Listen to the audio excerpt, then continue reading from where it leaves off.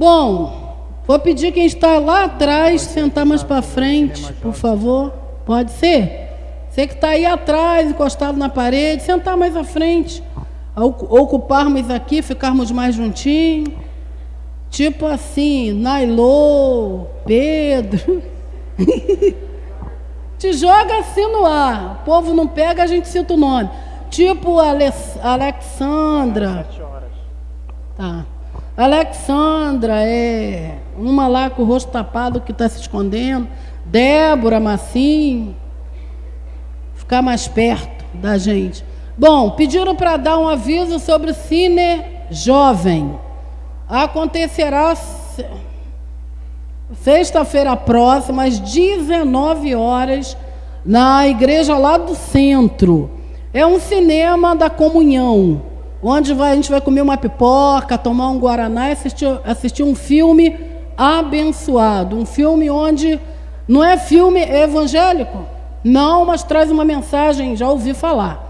Muito legal. A gente não vai falar qual é o filme para você poder ir, né? E tem que pagar o quê? Não tem que pagar nada, é só você ir para se juntar a quem vai estar lá, assistir um filme, bater um papo depois, comer uma pipoca, tá bom? Sexta-feira, às 19 horas, na igreja, nossa antiga igreja lá do centro. Todos entendido? Entendido. Queridos, eu tenho uma palavra para compartilhar. Meu coração está acelerado. Meu coração está acelerado. Muito acelerado. E muito acelerado. Estou falando, o negócio está sério. Muito acelerado, porque eu sinto como o coração de Deus está muito ansioso e acelerado em relação à igreja. Vamos falar em relação a essa, porque essa é a nossa igreja, o nosso contexto. Mas não só penso eu em relação à comunidade. Eu penso que o coração de Deus está acelerado em relação ao seu povo na terra. Porque é chegado a última hora, querido. A qualquer momento Jesus volta. E a igreja como está? Qual a base? Onde a igreja está se apoiando? Quais são os fundamentos onde nós estamos apoiando nossa vida? Em cima de quê nós estamos edificando? E essas coisas têm acelerado muito o meu coração. Essa questão da eternidade, essa questão da gente estar aqui, mas passando por aqui, porque a nossa estadia final não é aqui, isso tem queimado dentro de mim. E também a questão do reino de Cristo ser visto, ser implantado. Porque eu vejo, queridos, que é chegada a hora. É chegada a hora. E estou com meu coração assim tomado realmente de um acelerar, assim. Vou pedir que você feche teus olhos. Nós queremos estar orando, entronizando Jesus. Amém? Vamos orar. Você vai pedir: Senhor, em nome de Jesus, abra os meus olhos, alcance a minha vida, arrebata-me para a tua presença, desembarace os meus pés para que eu possa correr, abra o meu entendimento para que eu possa compreender a tua vontade na minha vida. Oh Deus, tenha misericórdia de nós, Senhor. Você vai estar orando ao Senhor, em nome de Jesus. Oh Deus, oh Jesus.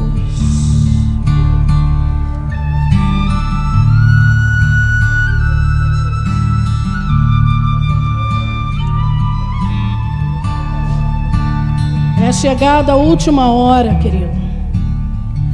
Os ponteiros já estão se encontrando. E quando eles se encontrarem, o céu se rasgará. E a igreja será tirada da terra. Ninguém sabe o dia e a hora, mas sabemos que ele virá. E jamais levará uma igreja doente, um povo fraco, A igreja que vai ser tirada da terra é uma igreja santa, forte, expressão do coração de Deus na terra. E nós somos chamados para sermos essa igreja. Vai orando, vai colocando sua vida diante do Rei. Oh, Jesus. Jesus, aleluia. Seja o centro,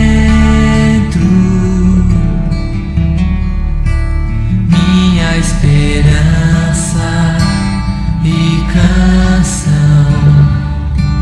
Jesus, deixa o Espírito Santo incendiar teu coração nessa noite. Seja o fogo em meu ser, seja o vento a soprar, a razão de viver. Jesus, Jesus.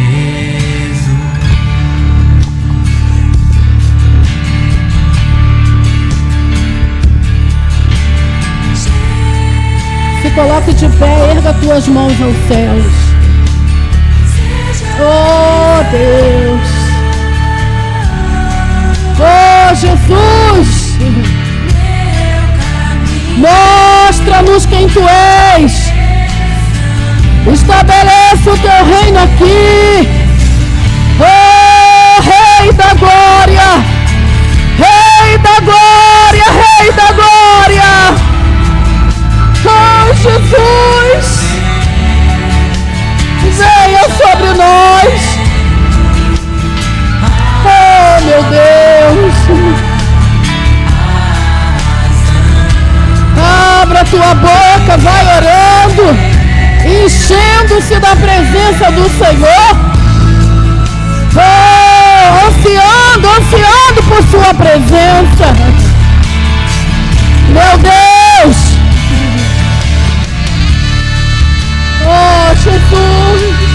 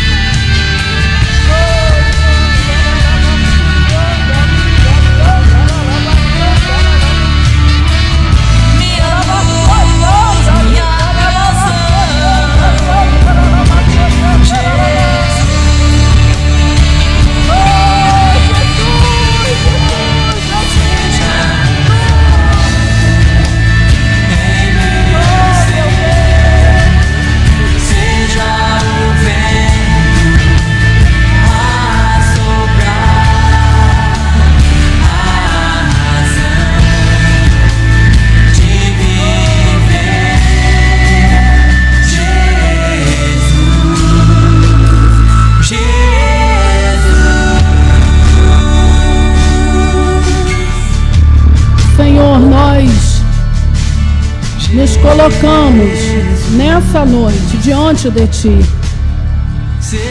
Olhamos para o Senhor e reconhecemos que somente de Ti procede toda a santidade que precisamos.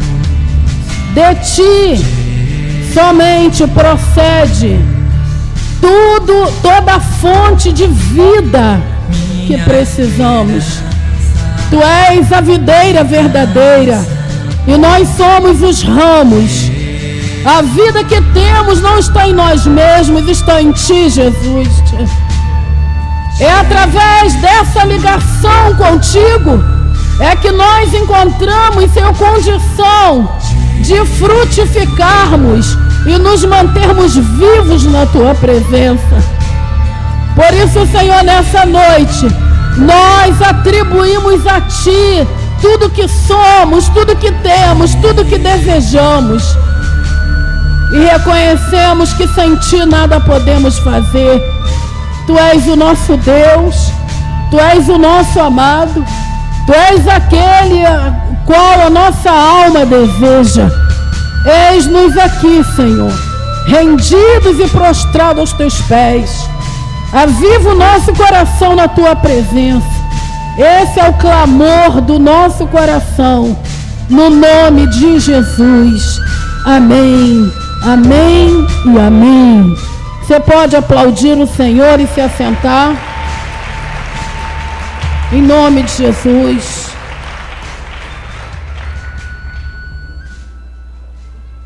Semana passada eu falei, vou continuar assim, falando que são duas coisas que têm queimado: o reino de Deus a ser estabelecido na igreja e a visão a respeito da eternidade. São duas coisas que têm me feito parar e refletir bastante e olhar para dentro de mim e avaliar também como está a minha vida, em cima de que eu tenho embasado, eu tenho apoiado aquilo que tenho feito. E então é um tempo onde eu entendo que Deus tem falado de uma forma muito intensa e profunda no meu coração, e eu entendo que Deus tem falado no meu coração também tem a ver contigo, porque nós fazemos parte da mesma família, estamos debaixo da mesma ministração. Hoje eu quero falar uma palavra que eu compartilhei na reunião com a liderança hoje à tarde. Eu ministrei sobre 1 Samuel capítulo 8. 1 Samuel capítulo 8. Vamos ler a partir do verso 4. 1 Samuel 8, a partir do 4. Diz assim, ó: por isso, todas as autoridades de Israel reuniram-se e foram falar com Samuel em Ramá. Disseram-lhe: tu já estás idoso, e teus filhos não andam em teus caminhos. Escolhe agora um rei para que nos lidere, à semelhança das outras nações. Quando, porém, disseram: dá-nos um rei para que nos lidere, isso desagradou a Samuel. Então ele orou ao Senhor, e o Senhor lhe respondeu: atenta a tudo que o povo está pedindo. Não foi a você quem rejeitaram, foi a mim que rejeitaram como rei. Assim como fizeram comigo desde o dia em que os tirei do Egito até hoje, abandonando-me e prestando culto a outros deuses, também estão fazendo com você. Agora atenda-os, mas advirta-os solenemente e diga-lhes quais direitos reivindicará o rei que os governará. Samuel transmitiu todas essas palavras do Senhor ao povo que lhe estava pedindo um rei, dizendo: o rei que reinará sobre vocês reivindicará o seu direito, e o direito será o seguinte: ele tomará os filhos de vocês para servi-lo em seus carros de guerra e em sua cavalaria, para correr à frente de seus carros de guerra. Colocará alguns como comandantes de 1000 e outros comandantes de 50. Ele os fará à terra dele, fazer a colheita, fabricar armas de guerra e equipamento para os seus carros de guerra.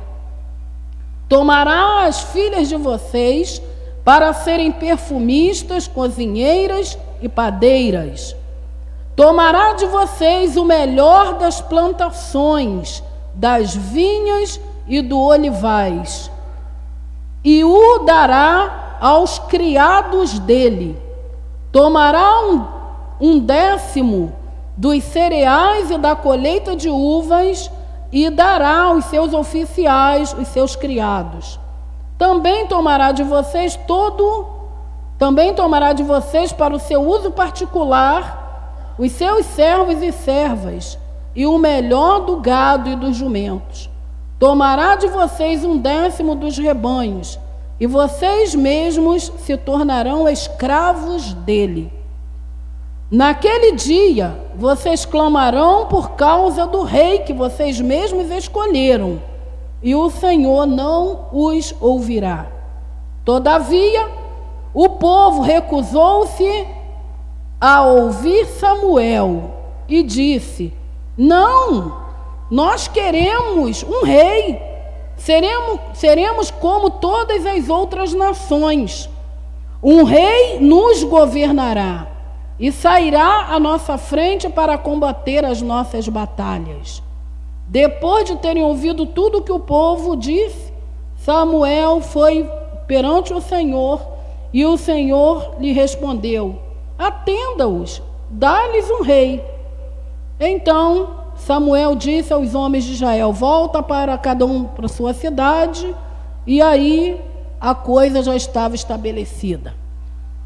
Não sei se você entendeu o texto, é um pouco extenso, mas eu vou tentar te explicar um pouco. Esse povo de Israel era um povo que Deus escolheu para si. Esse povo era um povo que viveu 400 anos no Egito, debaixo da escravidão de Faraó. Era um povo que, embora tendo ido para o Egito debaixo de liberdade, porque o povo de Deus foi para o Egito na época de José. José era governador do Egito. Era alguém, muito conhecido. O Egito, na época de José, era a maior potência mundial. Do Egito saía alimento para todas as nações.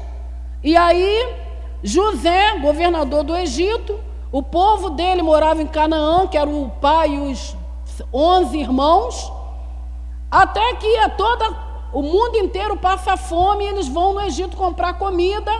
Nessa leva de comprar comida, os irmãos vão ao Egito e ali encontram-se com José, que há anos não o via, porque José havia sido vendido ainda quando jovem lá para o Egito. E aí os irmãos se deixam conhecer por José. E aí José manda trazer o pai, que morava lá em Canaã, para morar no Egito. Então vieram 70 pessoas, entre os irmãos, mulheres e filhos. Todos vieram morar no Egito, debaixo da liderança de José, que era o governador. Então a família de José veio para o Egito para gozar das riquezas do Egito. Inclusive, eles foram morar numa terra muito deleitosa, que era a terra de Gósen. José escolheu uma área onde tinha muita fertilidade, prosperidade para a família dele morar. E eles foram morar ali. Ficaram morando ali, eram 70 pessoas.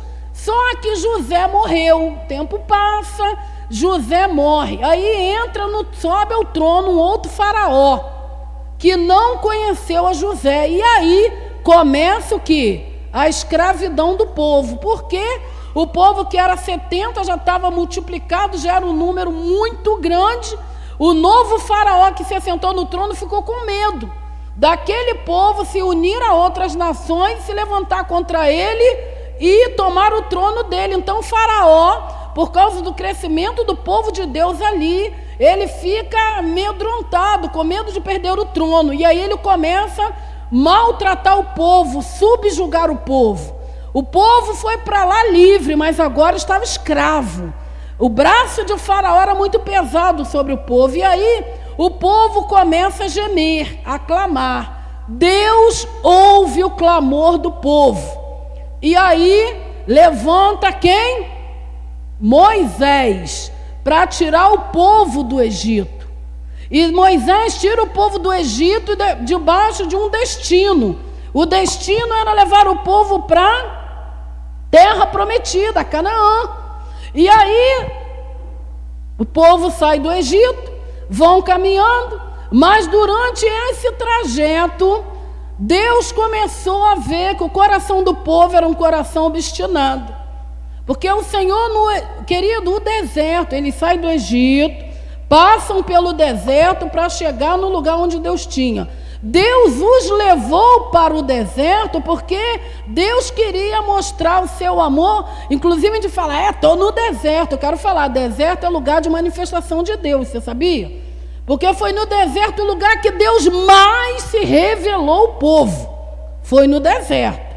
Mas o povo não se inclinou diante de Deus. E aí, esse povo, reincidente, Deus fazia, o povo alinhava um pouco o coração, mas daqui a um pouco desviava de novo. E nunca se sujeitava ao governo pleno de Deus. E aí o tempo vai passando, a história vai desenrolando, chega no ponto que a gente chegou, que é quem? Né? O povo de Deus já não estava mais, já tinha passado o deserto, já tinha entrado na terra prometida, sob a liderança de Josué, a coisa vai transcorrendo, chegamos em Samuel, que é esse profeta, esse juiz e esse sacerdote chamado Samuel, que até o presente momento, até o capítulo 8 de 1 Samuel, esse povo ele vinha caminhando debaixo do governo de Deus, sob a liderança de alguém, mas esse alguém buscava de Deus, Deus dava direção e esse alguém trazia direção para o povo. Então, na verdade, era um povo cuja liderança estava na mão de Deus. Deus era o condutor. Foi o Senhor quem, diante das batalhas, Deus dava a palavra, a direção, eles iam, venciam a batalha. O governo era de Deus. Deus exercia governo e senhorio sobre o povo. Mas no capítulo 8, a gente vê aí algo muito estranho, triste e até mesmo um tanto quanto chocante. Porque depois de muitos anos caminhando com Deus, diz aqui que Samuel, esse juiz, esse homem que foi usado muito por Deus para liderar o povo, ele envelhece. Ele envelheceu. A liderança de Israel, diz ali que a liderança, eles se reuniram e foram falar com Samuel, as autoridades. Chegaram para Samuel e falaram assim: olha só, você já está velho, os seus filhos não andam no caminho que você andou, e a gente quer falar para você a seguinte coisa: nós queremos um rei sobre nós. Nós queremos ser como as outras nações. Nós queremos um rei.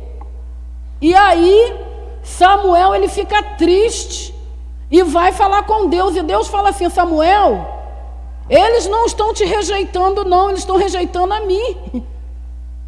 Porque, em outras palavras, Deus está falando assim: porque a vida toda eu sempre estive com o povo, sempre os liderei, sempre os tive como propriedade particular, mas a questão é que esse povo, eles me abandonaram desde de lá do Egito, quando eu os tirei de lá. Eles me abandonaram, se inclinando, adorando outros deuses, prestando culto a outros deuses. Em outras palavras, eles não estão rejeitando a você não. Eles não querem que eu governe sobre eles. E aí Deus fala para Samuel: faça o que eles estão pedindo. Eles estão pedindo um rei, então dê um rei a eles, mas fale para eles qual será os direitos desse rei, quais serão as reivindicações desse rei.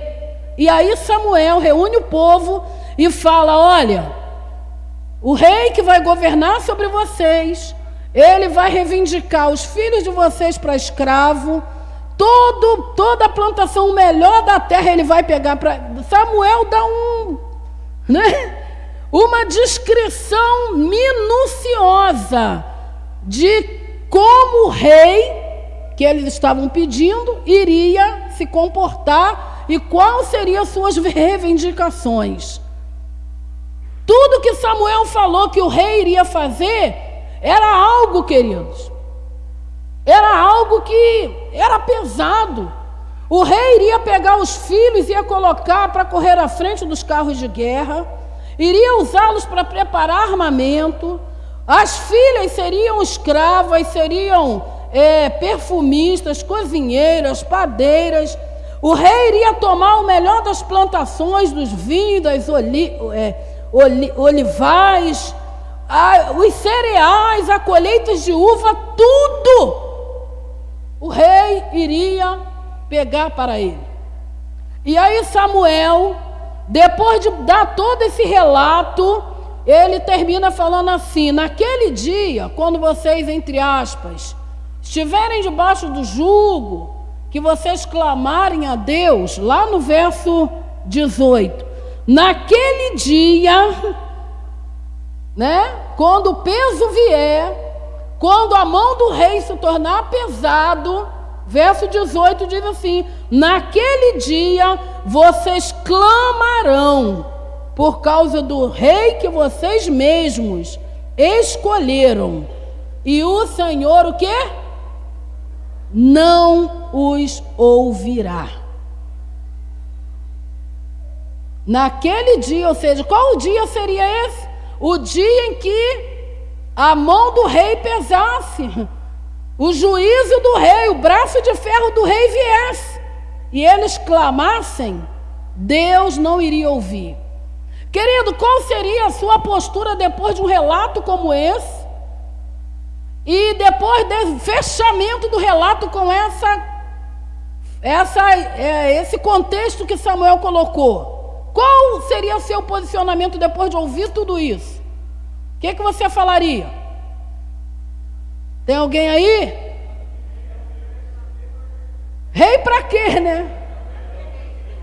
Para que rei?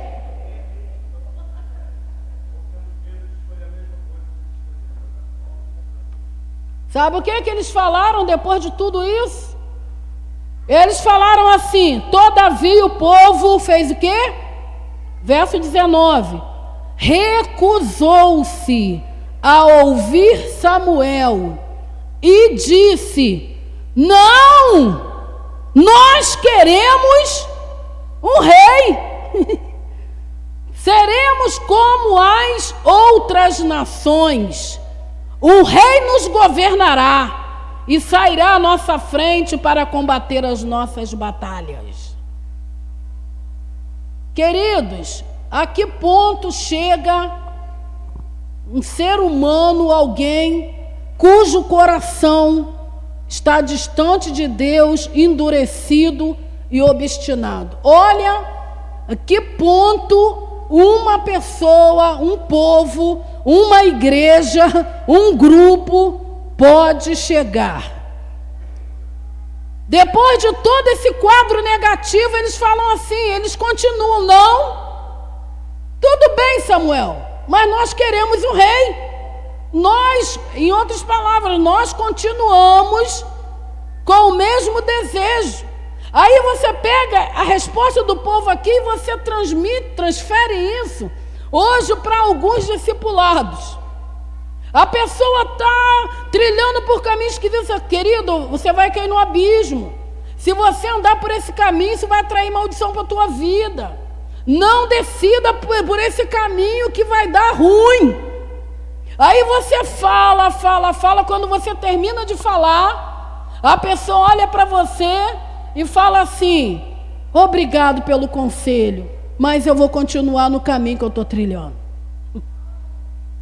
Teve uma pessoa, querido, que eu chorei, aconselhando, eu falei: pelo amor de Deus, isso vai dar em morte para você, se arrependa, pega o caminho do coração de Deus novamente. Chorei, aí a minha alma, aí ela bateu nas minhas costas assim: pastora, não fica assim não, a senhora é uma pastora tão boa, eu aqui não presto, deixa eu quebrar a cara. Não fica assim por minha causa não, a senhora não merece chorar por minha causa não, deixa eu quebrar a cara. Saiu daquela conversa e continuou no mesmo caminho. Queridos, o que leva alguém a rejeitar o governo de Deus sobre ele e assumir um compromisso e inclinar o seu coração para se sujeitar ao homem, ao governo do homem, associado ao governo do diabo. O que leva alguém a rejeitar, não querer andar debaixo da mão de Deus, mas entrar debaixo do jugo de Faraó, do diabo, querido. E quando o povo aqui rejeita Deus como governador, como direcionador, esse povo estava assinando sua sentença de destruição. E sabe, anos à frente, Saul, que foi o rei que foi levantado nesse contexto aqui, ele foi o primeiro rei. Depois, se você tiver curiosidade, vai lendo as histórias dos reis de Israel. Eu estava lendo essa semana sobre o rei Manassés. Foi um rei, filho do rei Ezequias. Rei Ezequias, um rei ótimo. O filho dele, meu irmão, ele fez tudo para provocar a ira de Deus, a ponto de sacrificar seu próprio filho a um ídolo estranho. Por que que reis se levantaram, cometeram atrocidades em Israel? Saul, esse rei aqui, no final da história dele, que ele foi levantado. Vocês querem um rei? Deus levantou Saul. Sabe o que que Saul fez depois, por causa de inveja de Davi? Ele matou 80 sacerdotes num dia só. Cometeu horrores em Israel. O homem ficou endemoniado. E aí a gente olha para a nação e fala assim: coitado, por que tanto sofrimento? Porque rejeitaram o governo de Deus. Por que que a minha vida não dá certo? Por que que as coisas não caminham? Por que que a minha vida parece que é um rolo de lã, tudo embolado, eu não consigo achar o começo e o fim, eu vivo dentro de... Por quê? Avalia se não é porque você está rejeitando o governo de Deus, de Cristo sobre a tua vida. E aí, Deus atendeu o povo. Mas o que mais me chama a atenção nisso tudo aqui é como alguém pode, diante da maldição e da bênção, ele optar pela maldição. Como alguém pode, diante do senhorio de Deus e do governo do homem, esse alguém optar pelo governo do homem? Como alguém pode, diante da liberdade que Deus, nos concede em Cristo, e olhar para a escravidão do pecado, como que a pessoa opta pelo pecado, querido? É uma geração, querido, é um tempo. E olha, que isso aqui que eu estou falando está registrado nos primeiros livros da Bíblia aqui, logo no início. Você imagina como isso aqui já se multiplicou no decorrer dos anos, até chegar onde nós estamos hoje? A coisa está mais que multiplicada. Se aqui a gente encontra um povo duro, um povo rebelde, um povo coração obstinado, hoje, isso daqui está multiplicado, querido. Ainda hoje é possível pessoas estarem rejeitando o governo de Deus e se sujeitando ao governo do homem, o governo, desse mundo. Eu estava meditando sobre o governo de Deus, o reino de Deus. E aí eu pensei, na minha pouca compreensão, eu sei que na Bíblia só existe 2 reinos.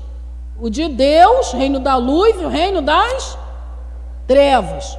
E hoje eu estava pensando, eu anotei aqui 3 reinos. O reino de Deus, o reino do homem e o reino das trevas. O que é um reino? O reino é um estado ou um território onde existe um rei. Aquilo ali se torna o reino daquela autoridade que é o rei. Em todo reino existem leis. Em todo reino existe uma cultura. Qual é a cultura do reino das trevas? O reino das trevas, meu irmão, é cada um por si, Deus por todos. Você faz o que te der na cabeça. Ninguém te manda, não existe regras, o que importa é ser feliz. Já ouviu essa frase por aí? O que importa é ser feliz, se é homem com homem, mulher com mulher. O que importa é se você está sendo satisfeito nas suas... Não é isso? Isso é o governo, isso aí é o reino das trevas, meu irmão. O que importa é ser feliz. Agora o reino de Deus também, querido, tem regras. Qual é? O reino de Deus, a gente não vive para agradar a nós, a gente vive para agradar aquele que nos chamou. O reino das trevas fala, você precisa mesmo ser autoritário, egoísta, farinha pouca, ser o pirão primeiro. Isso é reino do homem, isso é o reino das trevas associado, porque o reino do homem está associado ao reino das trevas. Mas o reino de Deus fala, se alguém te pedir a túnica, dê também a capa. Enquanto o reino das trevas diz, farinha pouca, meu pirão primeiro, no reino de Deus fala assim, quem te pedir a túnica, dê também, além do que te pedirem, dê a capa também. Sabe, o reino de Deus, ele anda na contramão do reino das trevas. No reino de Deus existe um rei, esse rei é o Senhor. E esse Senhor, ele é um Senhor que ele deseja, o reino dele é um reino de justiça, de paz, de amor, de renúncia, de abnegação, de humilhação e dependência. Esse é o reino de Deus, querido. O reino das trevas é um reino composto pelo egoísmo, insubmissão, rebeldia, opressão, escravidão, prisão, violência, orgulho, altivez, abuso. Isso é reino das trevas, associado ao reino do homem. E quando a gente olha para o reino de Deus, e a gente percebe que o reino de Deus é justiça, paz, gozo, renúncia, amor, e a gente percebe isso tudo e a gente quer viver isso. E a gente se depara às vezes com situações que a gente fala, meu Deus, isso tudo pode ser qualquer reino, menos o de Deus. Porque se essa pessoa, ela tivesse realmente vivendo no reino de Deus, ela não seria tão rebelde quanto ela é. Ela não seria tão compromissada com o pecado, com o materialismo, com o egoísmo como ela é. Porque no reino de Deus, a gente vê os frutos que esse reino produz. Da mesma forma, a gente vê os frutos que o reino das trevas produz. E aí, Jesus falou assim, que ninguém pode conhecer a árvore senão pelos seus frutos. No reino de Deus, querido, quem está inserido no reino de Deus e vive pelo reino de Deus, ele apresenta frutos dignos desse reino. Porque no reino de Deus também tem uma linguagem. Você sabia que os que são do reino das trevas, o reino das trevas tem uma linguagem, o reino de Deus também tem. Qual é a linguagem do reino das trevas? Murmuração, né? Anotei aqui. Murmuração, reclamações, maledicência, palavrão, tudo isso é a linguagem do reino das trevas. Qual é a linguagem do reino de Deus? Louvor, gratidão. E aí, a gente vai pegando o reino das trevas, o reino de Deus, o governo de Deus e o governo do homem, do diabo que está associado. E aí a gente pode chegar a uma conclusão em que reino a gente está habitando, vivendo. Porque é muito mais que palavras. São frutos que a gente vai produzindo. Quem habita no reino de Deus, querido, deve viver para agradá-lo. Quem habita no reino de Deus deve buscar toda a honra, toda a glória e depositar aos pés dele. Quem vive no reino de Deus, ele vive para cumprir as regras, as leis, os mandamentos que esse reino impõe. Não tem como eu estar no reino de Deus e trazer coisas do reino das trevas. Ou eu sou de Deus, ou eu realmente pertenço ao reino de Deus, ou eu pertenço ao reino das trevas, queridos. E no meu coração, assim eu sinto que Deus está acendendo a luz. Sabe aquelas áreas, falar um pouquinho lá de casa, quando eu era criança, eu dormia num quarto, um dia desse que eu fui pensar, nunca teve lâmpada naquele quarto, nunca entendi o porquê.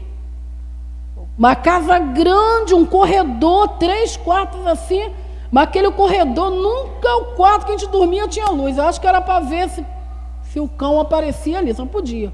Porque eu tinha um medo danado. Só entrava dentro do quarto correndo. Quando eu me converti, eu falei, eu vou ver o que tem, que bicho tem nesse quarto aí. Entrei, fiquei sozinho no escuro, falei, se tem agora vai aparecer. Nunca apareceu. Mas sabe o que eu quero dizer com isso? É que por mais escura que seja a área, quando Deus derrama a luz, a treva tem que ser dissipada, querido. Por mais obscura que seja a vida que você está vivendo, ou que seja algumas áreas na igreja, porque eu sei, o meu clamor é que Deus acenda os holofotes espirituais e pá! E tudo que é treva, tudo que é situação escondida, tudo que é situação obscura, que o reino de Cristo, que é a luz, dissipe com autoridade. Que o reino de Deus denuncie pecado. E eu falo isso com temor e tremor, querido, porque tudo que está escondido vai vir para fora. Se você está vivendo uma vida errada, uma vida escondida, uma vida camuflada, eu tenho uma notícia para te dar. Vai vir para fora. Você conserta o teu altar. E não adianta consertar hoje para ninguém ficar sabendo não. Porque se já fez errado, pode ter feito lá. O fedor vai chegar aqui. Que a gente vem... O reino de Cristo, querido, é um reino de luz. E tudo que está escondido vem para fora. Tudo que está escondido vem para fora. Então, o meu conselho, eu estou falando, eu tenho orado, eu tenho vivido um tempo de uma busca com Deus, uma inquietação na minha alma, um desejo tão forte de ver a glória de Deus, Deus acender os holofotes, dissipar tudo que é treva. E eu não duvido de uma reunião que Deus vai te pegar de tal forma que você vai gritar, você vai gemer de forma como você nunca foi tocado por Ele.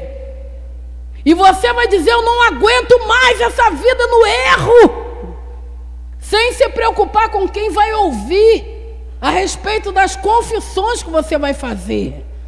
O clamor do meu coração é que Deus limpe a igreja, que o Espírito Santo limpe, lave e coloca-nos, sabe, querido, numa posição de vestimentas brancas, preparadas para o encontro com o noivo. E eu, sinceramente, hoje na reunião estava falando, eu não sei o que Deus vai fazer, mas no meu coração eu sinto como se Deus estivesse gerando algo. Algo está para nascer nessa igreja. Algo está para acontecer, querido. E se prepare, porque quando Deus vier, quando o reino de Cristo for estabelecido, tudo aquilo que não é verdadeiro vai cair. Todo fruto que não foi gerado por Deus cairá. Então, o meu conselho a você e a mim é que nós busquemos o Senhor com temor e tremor, que o nosso coração se alinhe diante do Rei, como eu falei no domingo, que a nossa alma venha gemer e gritar diante dEle, por reconhecermos as nossas debilidades e ao mesmo tempo clamarmos por sua santidade. Antes que a nossa vergonha seja exposta, antes que o pecado te ache, antes que sejamos envergonhados diante dos nossos inimigos, conserte o teu altar, querido. Como pastora dessa igreja, como parte da liderança, eu tenho consagrado essa igreja ao Senhor. Todo dia eu tenho orado e colocado tua vida. Eu oro por esse lugar e peço, Senhor, estabeleça o teu reino aqui. Que tudo que é humano, carnal, todo governo do homem, toda inclinação ao pecado, toda vida obscura, todo pecado escondido, toda dureza e frieza nos corações, que cedam lugar ao teu reino, o teu senhorio, e onde existe frieza, que haja avivamento, onde existe pecado, que haja arrependimento. Ah, queridos, eu no meu coração tenho uma convicção muito grande, que o Senhor vai nos pegar de jeito, vai nos pegar, vai nos surpreender, e que não sejamos, sabe, queridos, envergonhados. Então é melhor alinharmos o nosso coração enquanto há tempo, querido, porque eu não tenho dúvida que há de chegar reuniões em que demônios se manifestarão no meio da igreja. Tomará posse de pessoas no meio do culto, por ter em suas vidas brechas, situações mal resolvidas. Também não tenho dúvidas que Deus mostrará o trono dele a muitos aqui.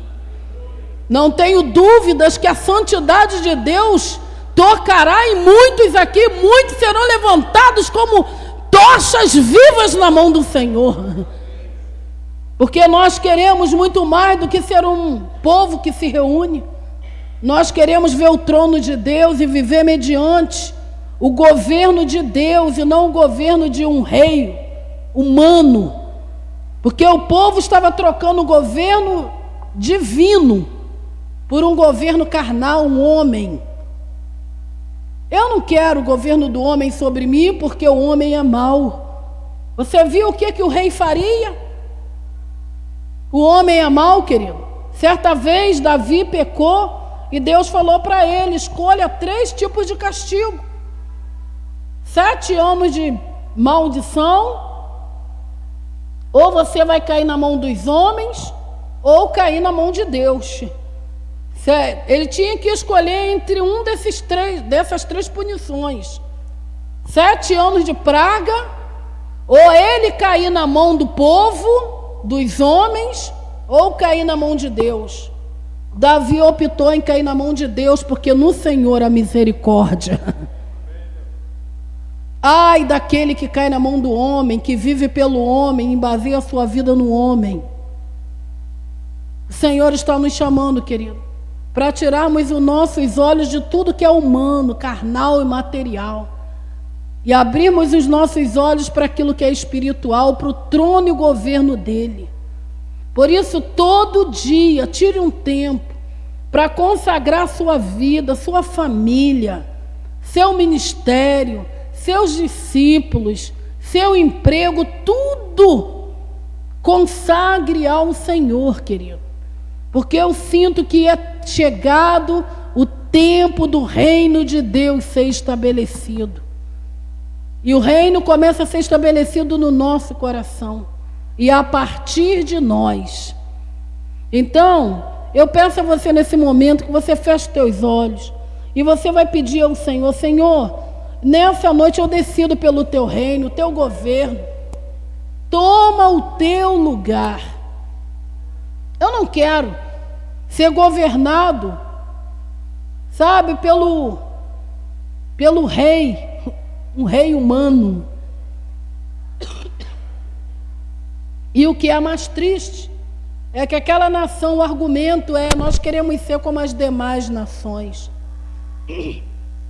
Era um povo escolhido por Deus, exclusivo de Deus, mas que não queriam mais ser. Eles queriam ser como as outras nações, queriam perder a exclusividade, queriam perder a vida de Deus que havia neles, e eles decidem quererem se parecer com as outras nações, abandonando o Senhor e entrando debaixo do mesmo governo que as outras nações estavam, que era o governo do homem. Que nessa noite você não, você decida no teu coração em não abandonar o Senhor, mas cada dia mais ser fiel, cada dia mais ser entregue, cada dia mais dedicar a Ele a tua vida, o teu coração e tudo que você tem, porque é chegado o reino de Deus. E o reino de Deus, ele é paz, justiça, gozo, amor, fidelidade, luz. Em contrapartida, o reino das trevas é um reino egoísta, é um reino maligno, é um reino onde as trevas imperam, a rebeldia, a obstinação. O Senhor está querendo nos transportar, se é que ainda temos alguma aliança, se ainda trazemos conosco algumas características do reino das trevas, o Senhor quer que saiamos ou abandonemos isso e nos lancemos completamente no reino dele, que é o reino da luz. Vivamos uma vida arrependida, uma vida quebrantada, uma vida humilhada, porque tudo isso faz parte do reino de Deus. Corações reconciliáveis, obedientes e submissos, reino de Deus. Toda proposta, querido, de endurecimento, toda proposta de dureza, toda proposta de pecado, nós rejeitamos, porque nós queremos o governo de Cristo, o reino de Deus no nosso coração. Oh Deus, teu reino, Senhor, teu reino. Consagre sua vida, sua mente, seu coração, sua casa, seus filhos. Coloque na luz, ainda até mesmo as suas fraquezas, as suas debilidades, coloque na luz, antes que o pecado te ache, antes que em alguma dessas reuniões você seja surpreendido com a santidade de Deus, e se há demônio, ele vai se manifestar. Eu creio no reino de Deus. Está estabelecido neste lugar em nossas vidas.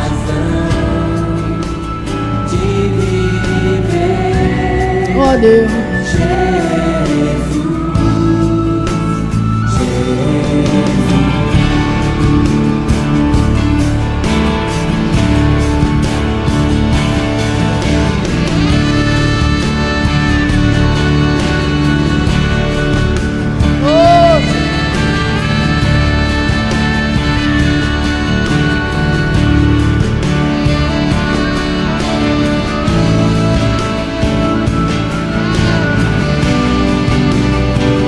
Acenda, Senhor, os holofotes. A luz, derrame luz neste lugar. Derrame luz neste lugar. A luz que dissipa toda a treva. A luz que denuncia o pecado. A luz que expõe tudo aquilo que não é verdadeiro, tudo que não foi gerado por ti. Derrame luz, luz no entendimento do teu povo. Oh!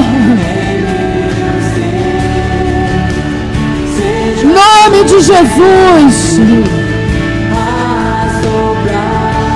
Em nome de Jesus.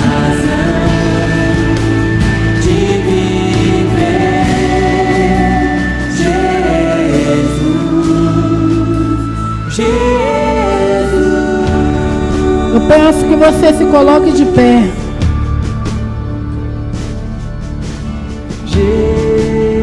Você vai dar a mão quem está do seu lado.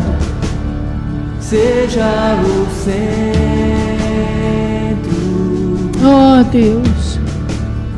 minha fonte. E você vai orar ao Senhor pedindo, Deus, que haja luz nesse lugar. Que haja luz na tua casa. Que haja o governo de Deus. Não o governo do homem, não a vontade do homem, não o trono do homem. Junto com o seu irmão, nós vamos clamar para que o Senhor venha e estabeleça o reino dele aqui.